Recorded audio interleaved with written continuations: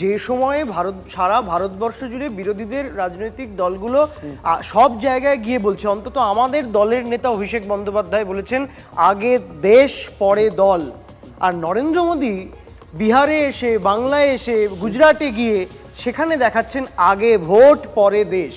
আমাদের বিরোধিতাটা এখানে, অপারেশন সিন্দুর নিয়ে কোনো বিরোধিতা নেই। যারা জীবন বাজি রেখে এই অপারেশন সিন্দুরে অংশগ্রহণ করেছেন, আপনি বলুন না কেন এই যে এত প্ল্যাকার্ড, এত পোস্টার নরেন্দ্র মোদীর ছবি লাগানো, কেন বাংলার সেনা জওয়ান পূর্ণম সাউয়ের ছবিটা দিয়ে অপারেশন সিন্দুর লেখা থাকবে না? আমরা কুর্নিশ জানাবো। যদি সোফিয়া কুরেশির ছবি দিয়ে অপারেশন সিন্দুর লেখা থাকে আমরা কুর্নিশ জানাবো।